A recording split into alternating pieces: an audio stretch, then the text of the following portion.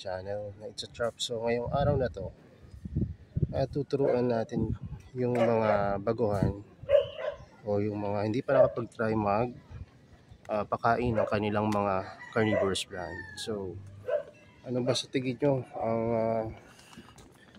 pinaka the best, no, na pagkain, no, ng mga carnivorous plant, no, at overall na rin kung sa maintenance, pag-aalaga, effects and good or bad effects ng mga pinapakain nyo.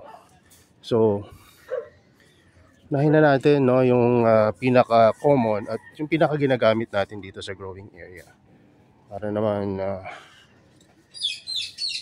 yung advice na maibibigay ko sa inyo or guide ay talagang kumbaga yung tested na, no, kasi mahirap magbigay ng advice na hindi ko naman ginagamit, no. Kaya ibibigay ko sa inyo kung ano yung sa tingin ko the best, no, base na rin sa ilang mga taon na pag-aalaga natin ng carnivorous plant. Kasi hindi ibig sabihin na magamit ako nito ay ito na talaga yung lagi kong ginagamit. Pero overall, no, ano ba yung pinaka-common na ina-apply natin dito sa mga carnivorous plant natin, no, sun juice, Venus flytrap, no, sarracenia, pingicula at kung ano-ano pa. So ang ginagamit natin dito ay yung natural method lang. Yung tipong hahayaan mo na lang siya, no, na makahuli, no, ng mga insect, no, na dadapo sa kanila o lalapit sa kanila. No, kasi ang carnivorous plant talaga naman natural sila na nakakahuli ng mga insekto, no, or kanilang mga pagkain. No, hindi mo sila kailangan pakainin kung hindi ka naman nagmamadali, no, sa kanilang paglaki, no. Para sabihin sa inyo mas less hassle or sakit sa ulo kapag hindi mo sila pinapakain, no.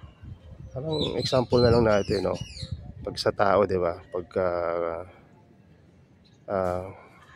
gusto mong patabain di ba, so pag natural mas maganda, pero pag mga artificial kailangan hindi kumbaga in moderation dapat. So ito, number 1, no, ang natural at common na ginagamit natin dito, yun nga ay yung pagpapakain, no, ng mga insekto na kanilang kusang nahuhuli. Paano mo ba ito gagawin, no, para makakain sila? Isa sa mga technique na ginagawa ng iba, inilalapit sila kung saan yung marami ng mga insekto sa bahay nila, no. Pero ako, ang ginagawa ko na lang, kung saan yung pwesto ko, hinayaan ko lang sila kasi pag outdoor mas madali silang nakakahuli, no, ng mga pagkain. Kumbaga accessible ba, no. So yun ang ginagawa natin. Tingnan nyo to, no, ito nasa indoor siya, so may nakakain siya pa isa-isa, no, dalawa sa isang siguro isa, dalawa, tatlong araw nakakaisang kain siya. Pero nang nilabas ko na siya dito sa outdoor, tingnan nyo, no, meron na siyang nakakain ng regular, no. Ayan, di ba? Kumbaga nasubaybayan nyo naman siguro to na nilabas natin to dito sa growing area natin sa outdoor.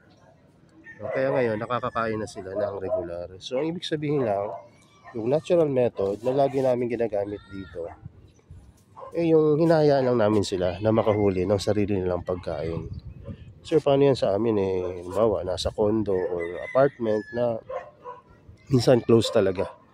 Na para sabihin ko sa inyo, may makakapasok pa rin yan. Halimbawa, langgam or paminsan langaw, no? Mas madala nga lang, no? Pero makakakain pa rin sila. So dito na pumapasok yung pangalawang technique na pwede nyong gawin. Ayun ay yung paggamit na yung pinakita ko sa inyo kanina na yan. Ito, Maxi, no? Sikat na sikat to. Classic na pagkain ng mga carnivorous plant, no? Kasi itong Maxi ay ano siya, kumbaga seaweed seaweed brand, plant food. So, I'm not sure kung seaweed based, pero base sa, ayan, nandito naman pala. Ayan, yung mga ingredients niya. Special fertilizer, vitamin hormone, or horticultural products intended for the improvement in maintenance, and propagation of the plants, and for the best dissolve the, ayan. So, yung paggamit talaga nito, yung kung may carnivorous plant nito, sa tagal na itong nandito sa akin, hindi ko binabasa yung label kasi bago ko pa ito bilhin, may idea na ako kung paano gamitin sa carnivorous plant. So, wala yata dito nakalagay, na para sa carnivorous plant, pero ang paggamit nito, kailangan may TDS meter ka. Since yung TDS meter natin, naibigay ko dun sa isang kaibigan ko na nag-hydroponics ngayon. So, hindi na muna tayo gagamit ng TDS meter. Maganda rin tong makita nyo kasi yung iba sa inyo may pambili nga ng max ng fertilizer pero hindi pa dumadating minsan yung in-order nyo na TDS meter. Kasi yung TDS meter minsan galing pa syempre sa China. So, matagal nyo pa bago nare-receive. So, ang gagawin natin ngayon, magpe-fertilizer tayo pero walang TDS meter. So, pakita ko sa inyo. Tapos mamaya yung isang method naman. So, hindi ko na ikakat kasi tingnan natin. Ma-edit natin mamaya. So, dito tayo sa baba. Bakit hindi ko gagamitin sa Venus flytrap yun? So, mamaya papaliwanag ko.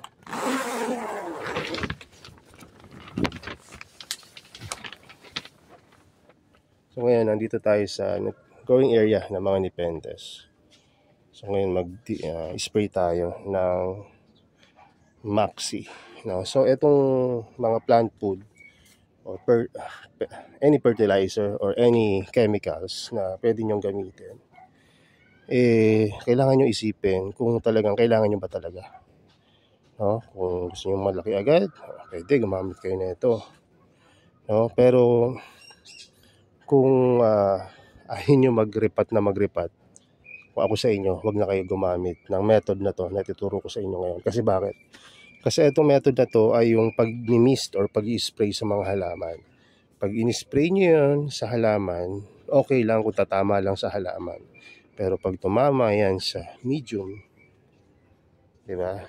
At hindi yan nahanginan at naarawan ng regular, tulad na lang halimbawa dito sa growing condition na to, mataas yung chance na mag-algae.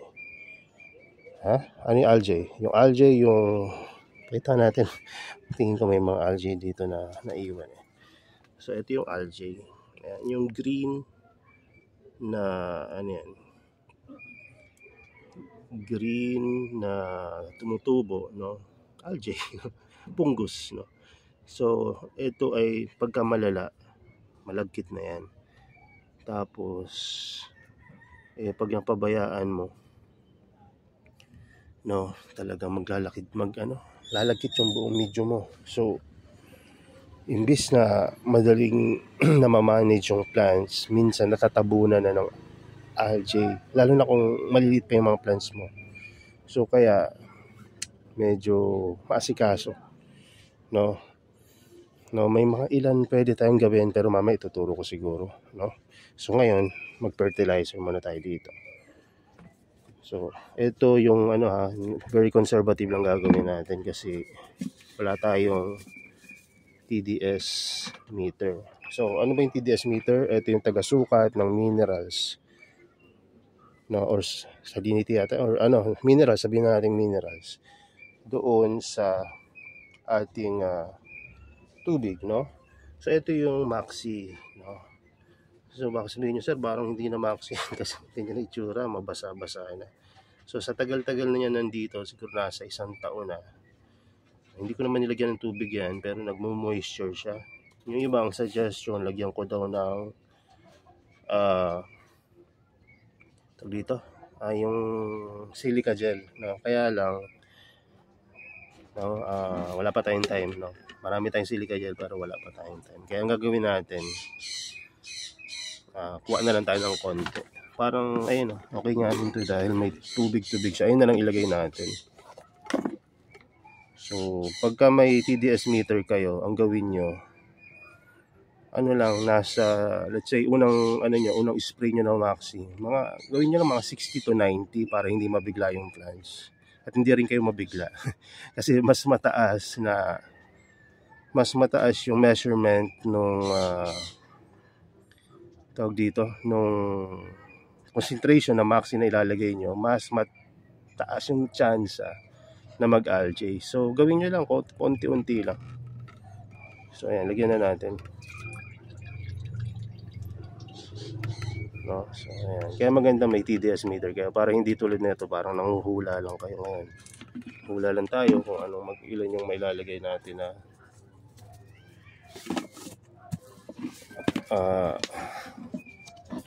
medium or Maxi, no?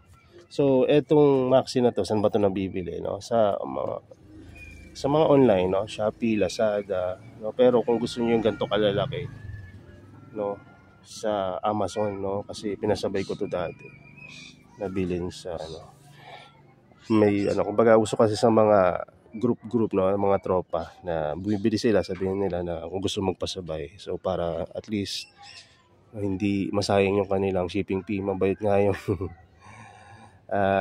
sa akin na ito, nag-offer na ito dati, no?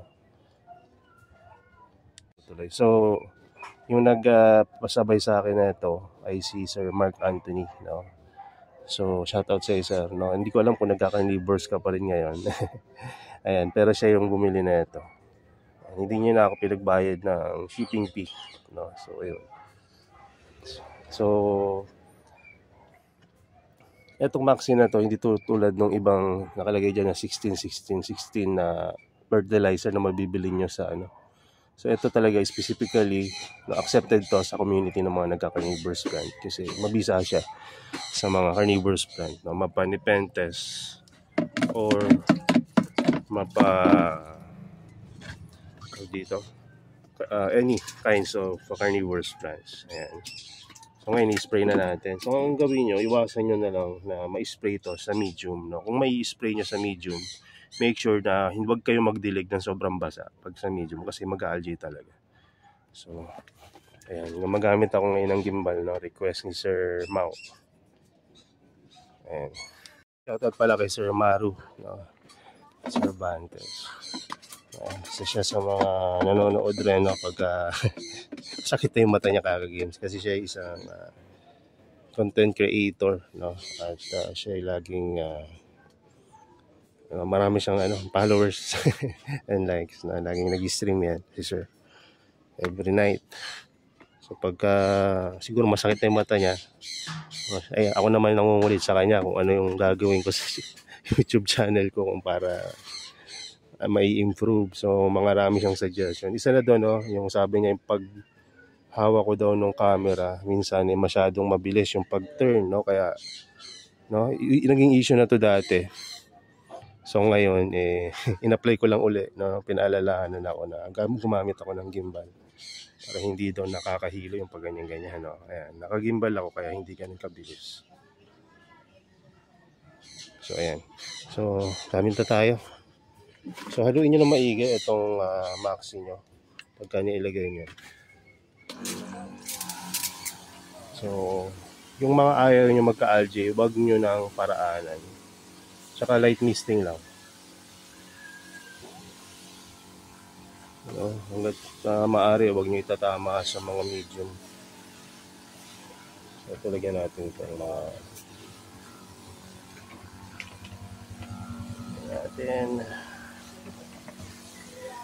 kasi mas tinagalan nyo yan, mas tatagos yun sa medium. So ganyan-ganyan lang. Mabasa lang yung dahon nila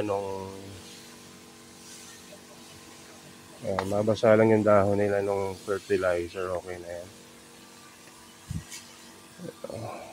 Sa mga Nepenthes na para sa akin okay lang malagyan yung medium nila at matitibay yung Nepenthes, pero sa mga Venus flytrap specifically lalo na Huwag nyong tatagalan. Kasi magsisisi kayo, lalo na kung marami. Kung konti pa lang yung plants nyo, okay lang. Pero kung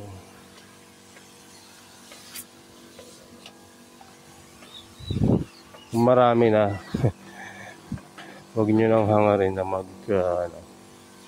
mist. Kasi pagka nagka-problema yung medium, ang dami nyong ire-repot. Pero kung konti pa lang yung plants ninyo, easy pa lang yan. So patayin ko na, sample lang naman eh.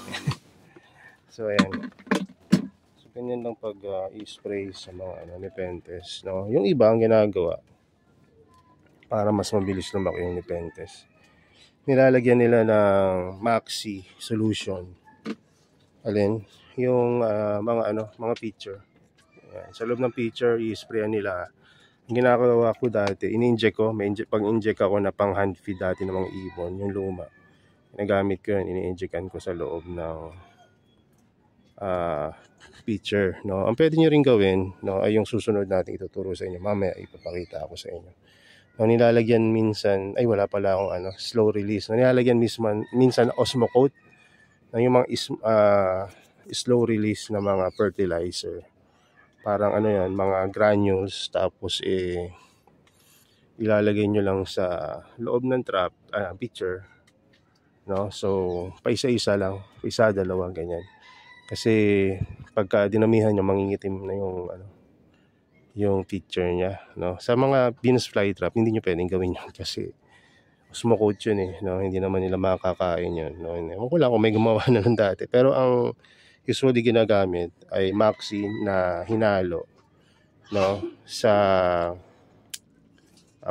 fish food, no, sa sinking pellet. So ipakita ko naman sa inyo yan. Ating Maxi, tapos may sinking pellets tayo, no? Hindi potato chips yung ilalagay nyo, no? Pero ito, sinking pellets. So kuha lang kayo ng amount, no, na sa tingin nyo mauubos nyo sa isang no, lagayan, no? Pwede nyo rin naman i-store yan, pero kung ako sa inyo, paunti-unti lang yung halo para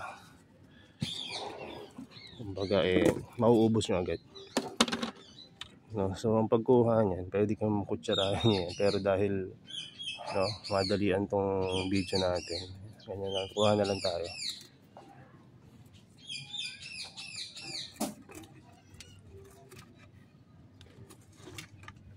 Hirap pa lang kuhain na ito, no? Ganito, hanapin. Ayan, ganyan lang kakonti. Ito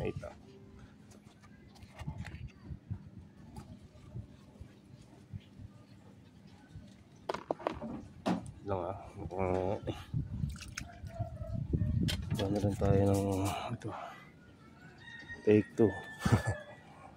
So konti lang, masyado marami na yata yan.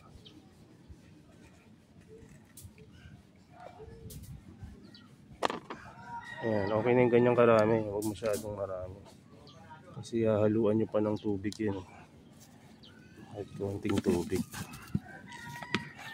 Just make sure takpan nyo lagi yung mga Maxi nyo kung ganyan nakalaki yung binibili nyo, kasi baka mabasa yung loob, mas mabilis matunaw. So yung iba nabili pa rin sa akin kahit tunaw na, no? Pero yung mga hindi naintindihan yung kahit na kasi tunaw na yan or solid, pares lang yan, maganda hindi mo natutunawin. So imimix mo lang yan sa Maxi. Yung iba dinudurog pa talaga, pwede rin yan. Pero yung idea para lang ma-absorb, no, nung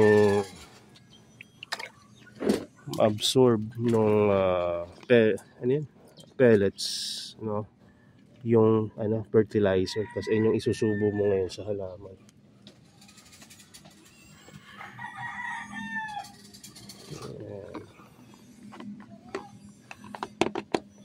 Ito nga tayo sa taas para mas magaling buhay.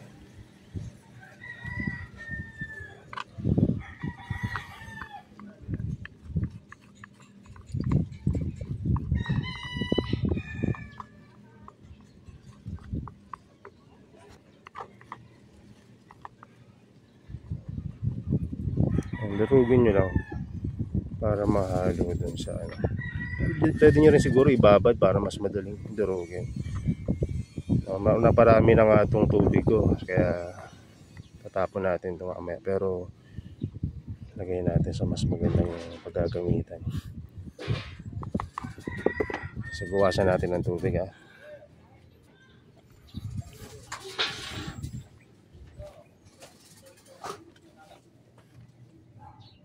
So meron ako dito na Nepenthes na ito may flower. Ayan. So na-pollinate na siya. Kung mapapansin nyo, ayan. Pagka kasi ang mga Nepenthes or any carnivorous plant or any plant, no, na nagpa-flower, nagre-require sila ng extra energy, no, para ma-process at no, maganda yung maging ano nila, ano yung flower ba. So mas malaki, mas maraming ano seeds, tapos mas malalaki yung cotyledon ba tawag doon. Basta yung ano, yung pinakagitna ng seeds mas mataba. Mas ibig sabihin mas maraming stored energy. So ngayon, dahil may extra tayong tubig, no, ito na rin, isa na rin to sa mga ano, no, ways na pwede mong pakain itong mga Nepenthes. Ilagyan mo sa loob ng nutrients. Ayan. Tapos kung meron ka pang ibang makitang picture, napalagay-lagay lang. Pero ang ano, ang idea mas maganda mailagay mo to dun sa mga lumang picture. Bakit ka mo luma? Pwede naman sa bago. Kasi ang luma, no, pagka natuyo, okay lang. Yung mga bago kasi sayang. Pwede mo pang kumbaga pwede mo naman gamitin yung mga lumang ano, picture. Bakit mo gagamitin yung mga bago, no? Pero since hindi naman ako ganun ka ano, kaarte ba, no, at okay lang naman sa akin na halimbawa kung sakaling mangitim itong picture, napakarami naman nating mga plants at sa totoo lang kailangan talaga niya ng nutrients ngayon kasi nga meron siyang flower. So ngayon, pakainin na natin yung mga Venus flytrap natin at ibang mga carnivorous plant gamit itong ating ginawa na mixture. Hanap tayo ng pang tweezer siguro pwede. Tayo. Dito na rin tayo mag-start.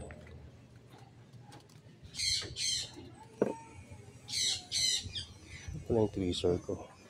Kahapon may pumunta dito. So shout out sa inyo sir. Ma'am, hindi ko muna sasabihin pangalan niya kasi baka ayaw niya magpa-mention. Hindi pa naman ako nagpaalam. Ayan. So dahil hindi ko makita yung tweezer ko, ayun pala ito. Ayan, ito yung gagamitin natin. So sa mga ano, tatanong gaano ba kalaki? So rules dapat hindi mas malaki or dapat no less than half no ng size ng traps. So kung ganyan kaliliit pa yung mga carnivorous plant mo, okay na tong isang piraso. So focus natin, focus. So ayan. So kahit nag-close yan, kahit nag-close na yan, kailangan mo pa rin tulungan yan na stimulate kasi hindi naman gagalaw yan kaya hindi niya maiko-close yan ng close na close tulad na lang dun sa ibang mga. So ayan, once na nailagay mo na yan, no, pisilin mo lang to ng mga 30 to 40 times. 6, 7, 8, 9, 10, 11, 12, 13.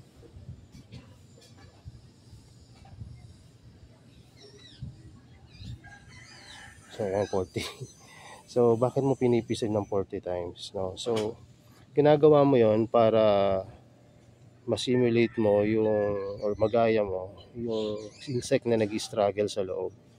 Kasi mas nag-struggle yung insect sa loob, mas sinisikipan niya yung traps, no? Kaya mahalaga yon para hindi mag-leak yung juice ng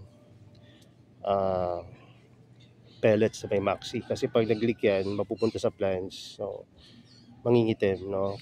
Kung sakasakaling mangitiman to, etong traps lang yung mangingitim, yung isang traps lang. Kaya mahalaga yon. So isa pa, para maano natin. Ba't sabihin nyo, sir, ba't hindi nyo na ito ginagawa ngayon? Una, napakarami na itong plants natin. Oh, so ang ginawa natin, 2 piraso to kasi medyo malaki itong isa dito. So na, ayan. So, pag marami na kasi yung plants, manghirap ng manual feed tulad na ito. Pero kung may time kayo, okay rin to. Mabilis lalaki yung mga plants na gusto nyong lumaki. 2, 3, 4, 5, 6, 7, 8, 9, 10.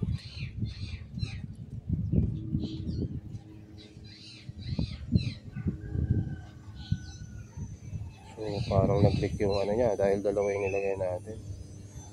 So, didiligan ko na lang mamaya para kahit pa paano ma-wash. No? Isa rin yun sa mga pwede nyong gawin. No? Diligan nyo ng walang fertilizer after para ma-wash yung mga extra juices ng mga fertilizer. Kasi imagine, no, napaka-concentrated na ito. Kasi yung ganong karami, siguro kaya na yun sa isang spray bottle. No? So, ngayon, nilagay lang natin sa ganyang kakonti. Kaya napaka-concentrated na. So, ngayon,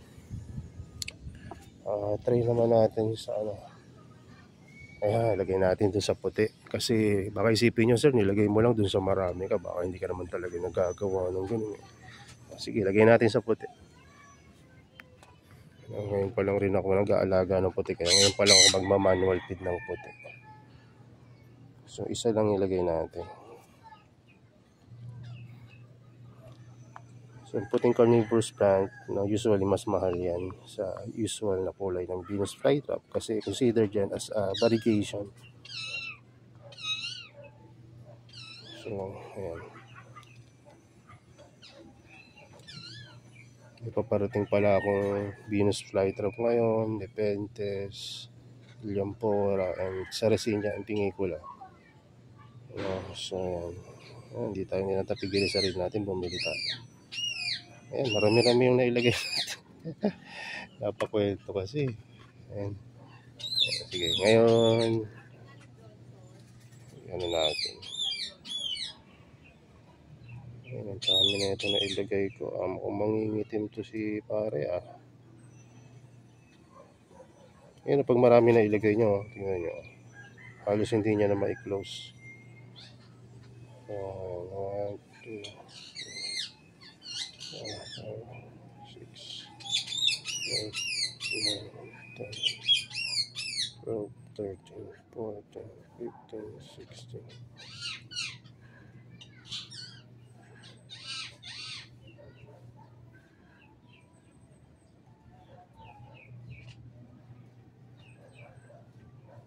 So, ayan, sumobra ako. So, ang gagawin yung pisil pala, hindi ganun kalakas para hindi naman siya mabugbog, no? So, ayan. So, once na may pinakain kayong traps, considered mo na yon as dead trap. Kasi mamamatay talaga yan. Pero at least makakakain siya kahit pa paano. No? At mas mabilis siyang lalaki. No? So, ngayon, pakainin naman natin tong mga Sarracenia. Pag Sarracenia, medyo mas mas mataas yung tolerance nila sa mga fertilizer. So ngayon dito naman tayo sa mga ping. Ayan. Alam nyo ba, ito palang marami na to. Akala ko iba-ibang klaseng ping to nung binili ko. Pero okay lang, maganda rin naman. Tsaka previous pala to. No? Sa dami ng binili ko. Ayan ang previous niya, mga Pingicula. Ayan. Bumili kasi tayo ng 50 pieces na seedlings ng mga Sarracenia.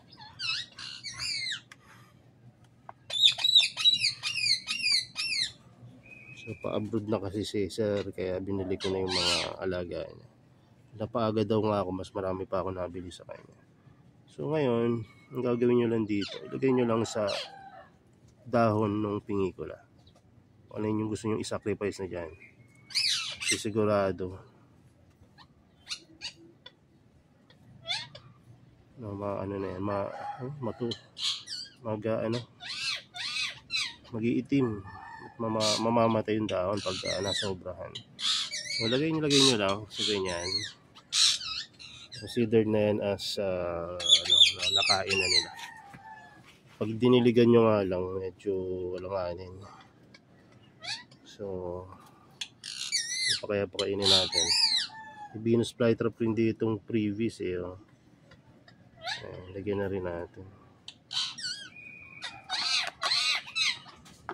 So wait lang ayusin ko ang likot ng kamay ko kahit nakagimbal ako. Nakagimbal ko, hindi naman marunong gumamit ng gimbal na. Ayan, pasensya na po. Hindi ko siya videographer pero nakaaral naman yan, di ba? Ayan. Ako rin taga-edit na ito, tsaka taga-upload. So, ito pakainin natin. Pagka maghahanap kayo ng traps na papakainin nyo, make sure na nagsasarado. Papansin nyo yung mga nagsasarado, maganda pa yung forma tulad nito. Ayan, hindi tulad sa mga Nepenthes na kahit na kalahati ito yun na pwede mo pang pakainin. Sa mga Venus flytrap, ang requirements, kailangan nagsasara pa. So, etong dalawa, hindi na nagsasara yan malamang. Paano ko nasabi na hindi na nagsasara itong ibang traps niya? Dahil sa korte ng traps. At tingnan nyo yung loob. Nakakain na rin yan. So, ibig sabihin, medyo hindi na active yan. So, active ay ito, ang bago. Ayun ang pagkakaiba sa mga Venus flytrap at Nepenthes. At pinapakain. Ayan, kinagat niya na. So, ngayon ay close na natin. Ilan nga uli yan? Sabi ko sa inyo. So, ang bilang niyan ay 40 times. 30 to 40 times. Saka, kahit sa ibang part, pwede nyo pisilin. Huwag lang sobrang lakas.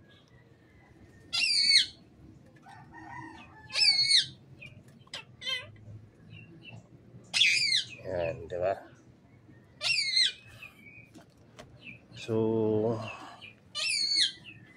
sa mga sandjuice naman, paano nyo pakakainin? Di simple lang rin. Ito, sandjuice. Ano kayang sandjuice to?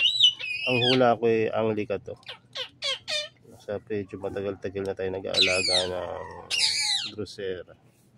Yung mga common lang naman yung Drosera ko. Kaya alam ko yung mga common. So, ito. Ilang pahit nyo lang sa pinaka-ano niya. At mapapansin nyo yan pala, pa nag-i-spray kayo ng Maxi, pagka matapang-tapang yung Maxi nyo, kahit nga hindi ganun katapang, madedetect ng ng mga sandjuice, kaya gagalaw rin yung kanilang mga dito, itatry nilang enclose. So, syempre, hindi ganun kabilis yan. Dahan-dahan din yan. Iyan na natin siguro. Zoom natin para makita nyo. Baka makakita na tayo ng paggalaw. Pasensya na po hindi ganun ka stable.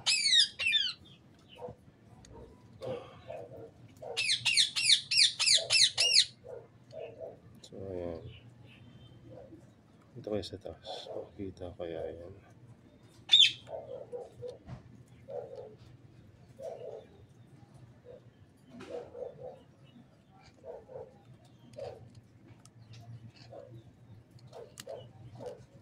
Ito natin yan. Times 10 na zoom. Oops, sorry.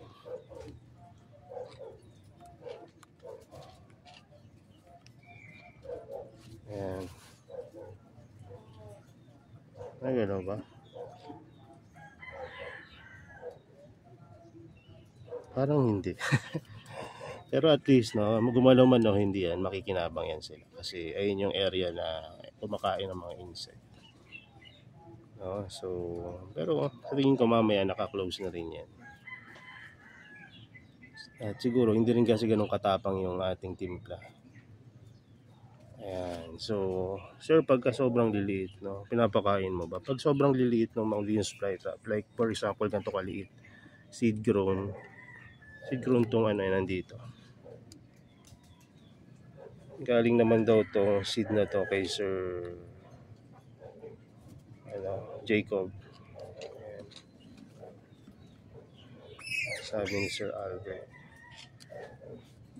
So ayan, kaya meron tayong maliliit na seed grown dito. Ayan, pagka papakainin niyo yan, mahirap pakainin niya ng paisa-isa, kaya ang pwede nyo gawin yan, light misting tulad sa Nepenthes.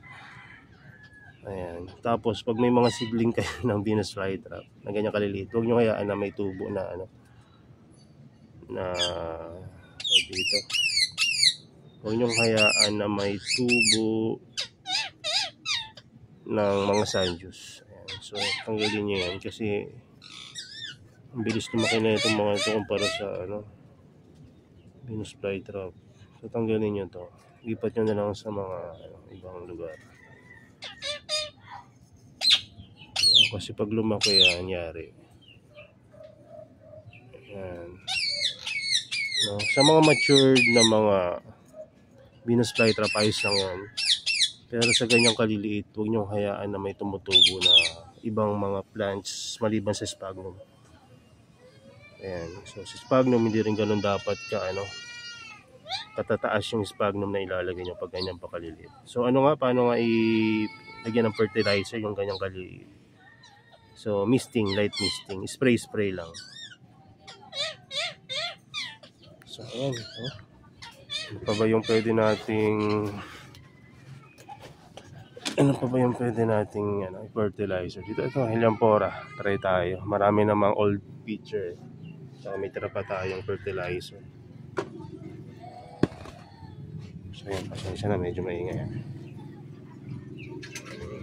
So hanap tayo na pwede nating sakripisyong feature. Ay, ito.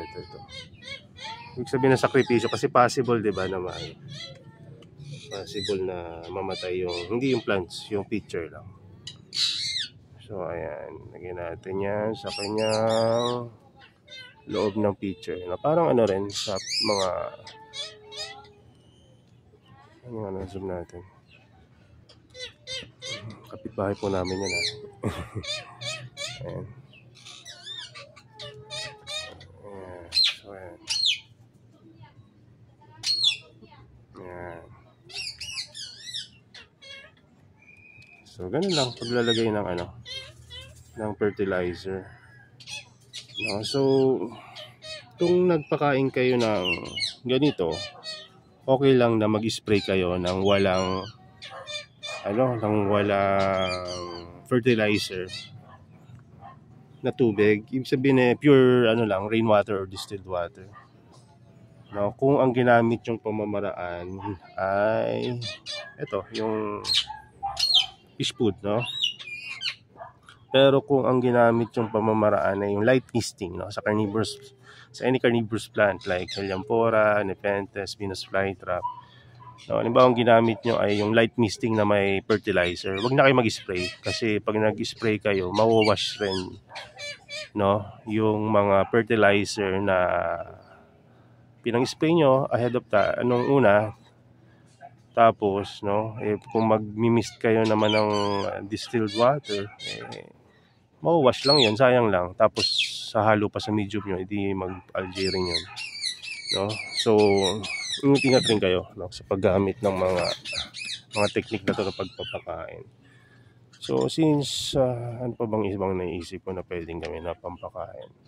So pwede rin pala kayong magpakain ng mga live insect, So ang ginagawa ko minsan pag nakahuli ako ng mga, hanap tayo kung meron tayong mahuli, ipis, langaw, any insect na pwede nyo mahuli na hindi naman delikado, pwede nyo gawin yun. Pero yung mga beneficial na insect, huwag nyo nang pakain kasi sayang, patulong pa yun sa growing area nyo. So wala akong makikitang insekto ngayon sa paligid.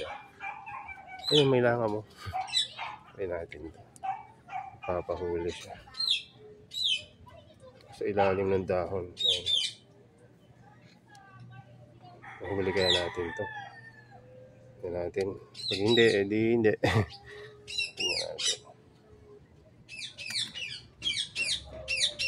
Uy, huli.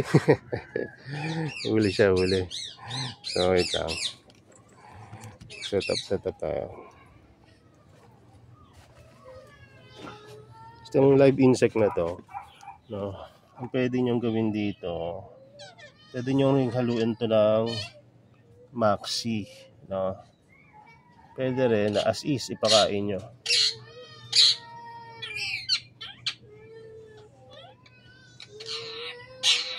Patanggal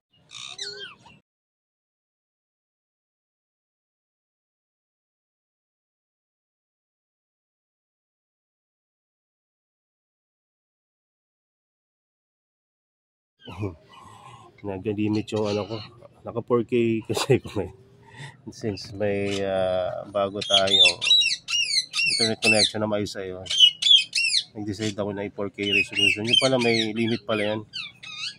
So malapit na tayo maubos yung ating hindi rin pala maganda mag-shoot ng ganong kataas. So ayan, ubos agad yung memory natin. So ayan, ito yung pakain natin to. Ito yung usual na ginagawa ko, pero hindi ko nilalagyan ng maxi.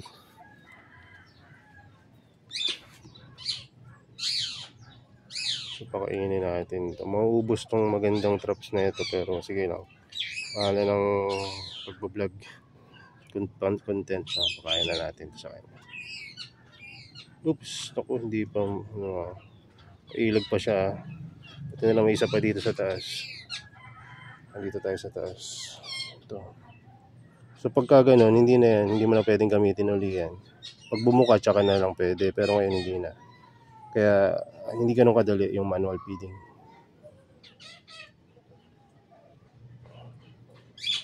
Uy, ay, nakailag na naman. Kakapit siya sa tweezer. Ito, ewan ko kung magko-close pa to, bago lang to eh. Kaya ayun yung isa sa mga disadvantage ng manual feeding.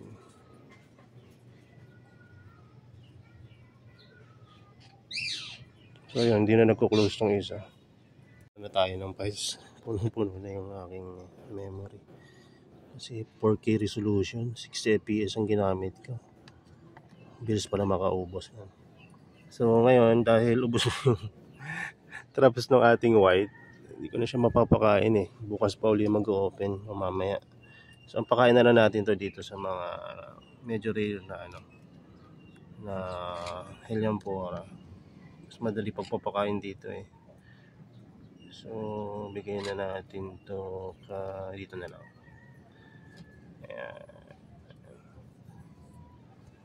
Ayan, nandun na sa loob yung ating nahuli. Diba? Buhay pa yan.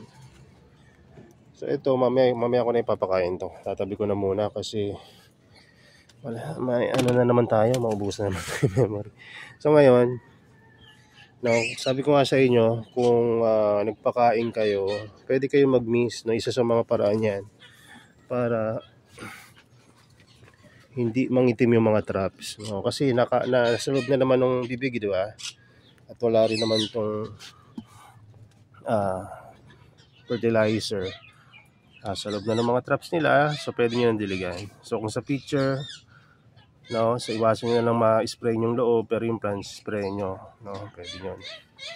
Bakit natin ginagawa yung pag-i-spray, pagka tapos magpakain, kasi para mahugasan, kung may mga nag-leak or sumobra na pagkain, para hindi pumunta sa mismong halaman at hindi mangitim yung plants ninyo. So wait lang spray tayo.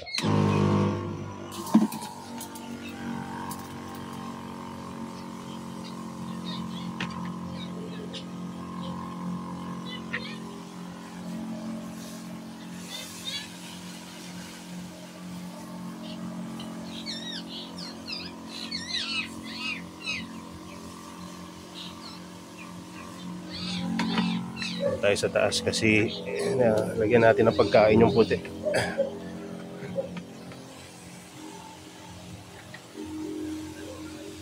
Nakakain naman siya ng isa, kaya okay na yon. Yun nga lang, na-close natin accidentally yung dalawa dun na fresh. Medyo alanganin din ng konti yun. Pero okay lang yan, no? Ang ano lang naman to. Kumbaga para lang makita, di ba? So ayan, punta naman tayo dun sa ano, spider.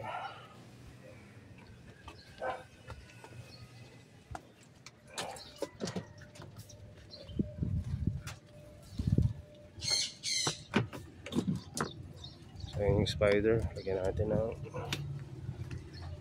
spray natin yan.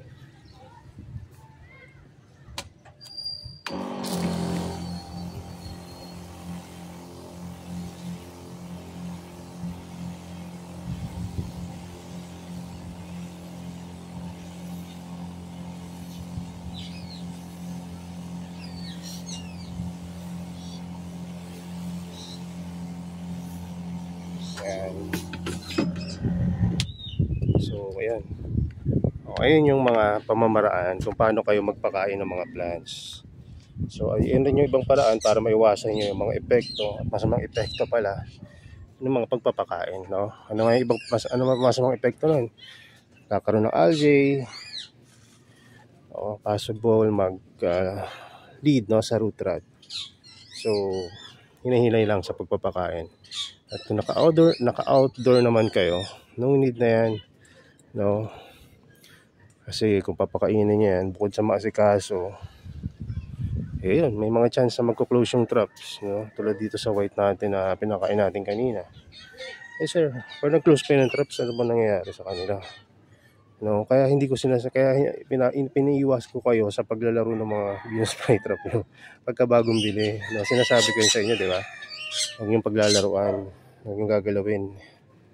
Kasi once na mag-close yung traps niyan, napapagod sila eh. Nag-spend sila ng energy dun sa pagko-close ng traps. Kaya kasi niyo hindi agad nag-open. Kasi it requires, no, energy din sa pag-open. So, pagka nag-open sila, ayan, no, yung iba, pwede pa uling kumain, yung iba hindi na nakakakain, hindi na nagana yung traps nila after. Pero kung bago pa lang yung traps, ayan, gagana uli yan. No, kasi ilang beses lang yan pwedeng mag-close open yung traps nila. Hindi yan tulad ng bunganga ng hayop na medyo marami-rami, di ba? Pero pagkalaman, no, hindi sila ganun kabilis yung kanilang pag-recover sa energy. At yung plants mismo, no, nangingitim hindi mo pinapakain, nangingitim no, lalo na kung kumakain niya, pinapakain mo yan, natural na mangingitim yan, no. Anyway, no, ayun lang yung mga pamamaraan ng pagpapakain sa mga plants natin. At bago tayo maghiwa-hiwalay, no, ay pakita ko sa inyo itong successful propagation ng white Venus flytrap natin. Kung dati-dati di natin makita, ngayon nakikita ko na meron talagang white na Venus flytrap tayong na-propagate. Ayun siya. Ayaw mag-ano. Ayan. Yun, ayan, kita niya na, no? So, nagkaroon na ng growth itong ating white na Venus flytrap. So, yun lang muna. At sana may natutunan kayo dito sa ating mixing content na to, or mahaba na pala, about sa pagpapakain ng carnivorous plant, no? So, ayan So, bago tayo maghiwalay, make sure na meron na kayong TDS meter para naman, no, at papakainin nyo, sigurado kayo, no, na mababa yung sukat, no, nung pagpapakain nyo. So kung tatanungin nyo kung gaano kadalas pala ito, gaano kadalas kayo magpapakain, so sapat na magpakain kayo. Halimbawa, ito pinakain natin ngayon, no, tapos nag-open uli siya kasi na-consume niya na yung pagkain or nangitim siya, no, at nagkaroon ka na uli ng, halimbawa, 5 traps uli na healthy at ready to feed, no, yung isa lang doon, no, ay pwede mo nang pakainin, no. At least meron kang 4 or 5 na fresh na new traps, no, para naman hindi mamatay yung Venus flytrap mo. Kasi pag naubos yung traps niyan, sama petiole, hindi yan makapag-photosynthesis. Kahit na carnivorous plant yan, halaman pa rin yan, nagpo-photosynthesis pa rin sila. So yun, pagdating naman sa pag-spray, no, at least twice a day, twice a week, no. Kung nangyari sa inyo na inaraw-araw nyo, no, so araw-araw nyo ng 3 linggo hanggang 1 buwan, after that, no, mga 4 hanggang 6 na buwan yung magdidiligan ng fertilizer para makarecover. No? So, kanya-kanyang technique yan. No? So, yung iba nga, extreme na, napaabot na ng 1,000 yung mix nila ng spray or pagpapakain. Diba sa atin, sabi ko lang 60 to 90 ppm or parts per million ang sukat sa TDS. Yung iba ginagawa, 1,000 na. No, may nakita ko niyan dati nung talagang nag-boom ang Venus mga carnivorous plant. Yung iba gustong-gusto lumaki agad yung mga plants nila, kaya tignan nila kung hanggang saan yung limit, no, na pwedeng ipakain sa mga plants. So yung iba umaabot na ng ganung katataas kasi yung iba pitcher plant lang naman yung pinapakain nila. Pag namatay yung pitcher, hindi naman yung plant mismo, yung pitcher lang mismo. Pag sa Venus flytrap naman, mamamatay lang naman yung traps, no. So kung ganun katataas, make sure na traps lang or pitcher lang ipapakainin nyo. Huwag yung buong plant kasi sayang yung plant niyo. So yun lang muna. God bless sa inyo at salamat sa panonood. Yun lang muna. God bless and bye bye.